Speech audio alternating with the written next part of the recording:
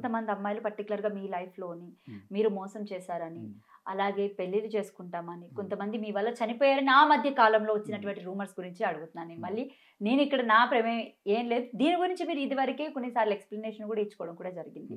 And more over ఇంకొకటి పెద్దది ఏంటంటే ఒకరు కాదు, ఇద్దరు కాదు, ఒక 10, 15 మంది అమ్మాయిలతో ఏది ఈ మాట మీకు ఇప్పుడు ఎవరైతే సో కాల్డ్ వాళ్ళు మీడియా ఛానెల్స్‌లో మాట్లాడుతున్న వాళ్ళంటున్న మాటలే అడగడం జరుగుతుంది. మీరేమంటారు? ఏమంటానంటే ఈ సుబ్బారావు రాధ అనే అమ్మాయి వల్ల మీరు మళ్ళీ నన్ను 15 మంది ఎందుకు మీ దగ్గర ఒక్క ఆధారం చూపించి అడగండి నన్ను.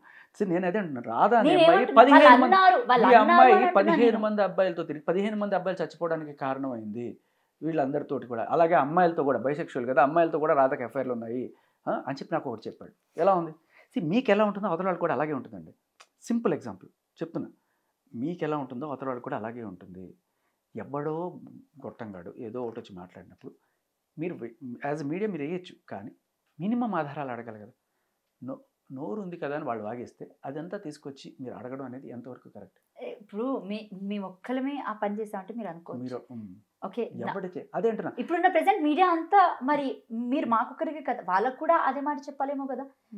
ఫర్ ఎగ్జాంపుల్ ఏమక్కర్లా. ఇప్పుడు నేను ఇదే చెప్తా. ఇప్పుడు నేనే ఒక స్టేట్మెంట్ ఇస్తాను అనుకోండి. రాధ ఇట్లా 15 మంది అబ్బాయిలని ఇట్లా వాడుకొని మోసం చేసింది, ఒక సెటిల్మెంట్లు చేసింది, లేకపోతే రాధ డ్రగ్స్ కూడా తీసుకుంది. మీరు ఇచ్చారు ఆల్రెడీ ఆ స్టేట్మెంట్. ఇవన్నీ కూడా చెప్పాను. మీరే ఇచ్చారు ఒక ఛానల్లో నా గురించి స్టేట్మెంట్ ఇచ్చారు. మీరు గుర్తెచ్చుకోండి, సరిగ్గా చూడండి.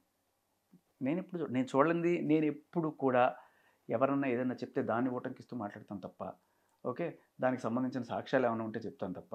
చూడండి, అద్భుతమైన పాయింట్. ఎవిడెన్స్ లేనిది ఎలాగా క్రైమ్ అఫెన్స్ అని ఎలా అంటారు?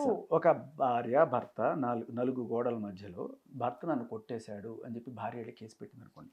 సెక్షన్ 498 కింద రిజిస్టర్ చేస్తున్నారు. ఎందుకు అంటే వీళ్ళిద్దరి మధ్య ఇక్కడ సాక్ష్యాలు ఏమున్నాయి? ఇద్దరు కలిసి ఒక ఇంట్లో ఉన్నారనేది సాక్ష్యం.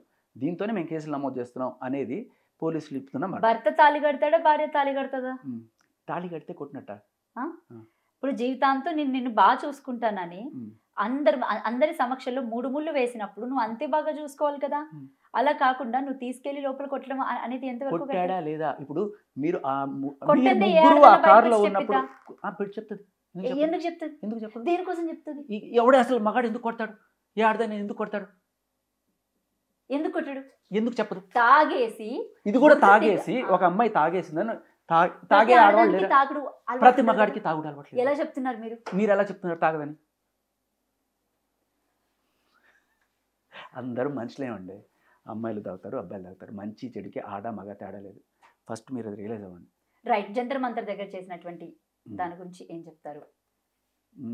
జంతర్ మంతర్లో అదే ఇప్పుడు మీకు అదే క్లియర్ కట్గా ఎగ్జాంపుల్ చెప్పాలంటే, ఈ 4 గోడల మధ్యలో జరిగేదానికి సాక్ష్యాలు లేకుండా ఇప్పుడు నేనైతే ఎట్లయితే ఇది చేస్తున్నానో అక్కడ ఏం జరుగుండకపోవచ్చు, నిజంగా మీరు చెప్తున్నట్టుగా మీ కార్లో ఏం జరుగుండకపోవచ్చు, కానీ బయటకు వచ్చి ఒక వ్యక్తి ఇది జరిగింది అని చెప్పినప్పుడు మీరు ఎలాగైతే అఫెండ్ అయ్యారో, నేను చేయకపోయింది కూడా చేసినట్టుగా వాళ్ళు చెప్తున్నానంటే మీకు ఎంత బాధ వస్తుంది. అలాగే భర్త భార్యని కొట్టకపోయినా కూడా ఏదో మల్లెపూలు తేలేదనో లేకపోతే వాడి మీద కోపం ఏదోనో వచ్చి వీడు నన్ను కొట్టాడు అని చెప్పి కేసు పెడితే అది పోలీసులు తీసుకుంటున్నారు కేసు. ఇప్పుడు సేమ్ ఏమి జరగకపోయినా కూడా ఒకడు వచ్చి జరిగింది అని చెప్తే మీరు ఎలా అయితే హర్ట్ అవుతున్నారో, అలాగే భార్యాభర్తల మధ్య ఏమి జరగకపోయినా కూడా ఒక భార్యలు కంప్లైంట్ పెడితే తీసుకుంటున్నారు ఎవిడెన్స్. ఇంతకుముందు తీసుకునేవాళ్ళు కాదు. ఎప్పుడైతే ఈ చట్టాలన్నీ వచ్చినాయో అప్పుడు తీసుకున్నారు. మీకు ఎలా అయితే బాధ కలిగిందో అదే బాధ వీళ్ళకి కూడా కలిగింది. ఆ మగాళ్ళందరూ కూడా ఇవాళ వచ్చి జంతర్ మంతర్ దగ్గర ఆ మగాళ్ళ తల్లులు, చెల్లెళ్ళు, కొడుకులు. బట్ మీ పోరాటం ఎక్కడ కూడా అంత ఉధృతంగా కనిపించట్లేదు, ఎవరు సపోర్ట్ రావట్లేదు. సో ఎన్నాళ్ళని ఇలాగా? సో మీకు ఇక్కడ ఒక మన ధర్నా చౌక్ దగ్గర మొదలెట్టింది 50 మందితో స్టార్ట్ అయింది. మీరు ఢిల్లీకి రాలేదు, మీరు చూడలేదు కాబట్టి మీకు తెలియదు. మీరు కొన్ని వీడియోలు కూడా చూడండి. 2000 మంది దాకా వచ్చారు. 2000 మంది వచ్చారు. జంతర్ మంతర్ దద్దరిల్లిపోయింది. ఢిల్లీ నడిబొడ్లు చాలా గట్టిగా జరిగింది.